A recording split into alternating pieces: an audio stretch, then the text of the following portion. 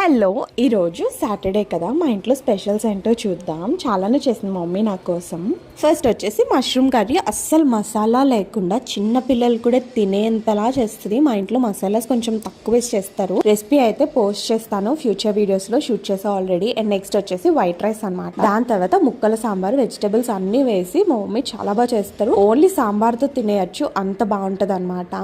దాని తర్వాత ఆకుకూర చేసింది. పునుగంటి కూర ఎంతమందికి తెలుసు, అండ్ దానివల్ల ఉండే బెనిఫిట్స్ అయితే చెప్పలేము, అన్నీ ఉంటాయి. అండ్ దాంట్లో కొంచెం పెసరపప్పు వేసి చేస్తుంది అనమాట. టేస్ట్ అయితే అద్దిరిపోతుంది, చాలా బాగుంటుంది. రెసిపీ కావాలంటే do let me know. And next వచ్చేసి పన్నీర్ దమ్ బిర్యానీ.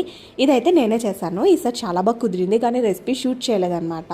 అయితే లాస్ట్ టైం కూడా నేను ఇలానే స్పెషల్స్ ఏంటి అని చెప్పి వీడియో చేస్తే చాలా మంది యుటెన్సిల్స్ ఏంటి అలా ఉన్నాయని అన్నారు. ఇళ్ళలో యుటెన్సిల్స్ ఇలానే ఉంటాయండి. ఎంత క్లీన్ చేసినా కూడా వంట ఉండేటప్పుడు అవి ఆటోమేటిక్ గా అలా అయిపోతాయి. అవునా కదా, కమెంట్స్ లో చెప్పండి. వీడియో నచ్చితే లైక్ చేసి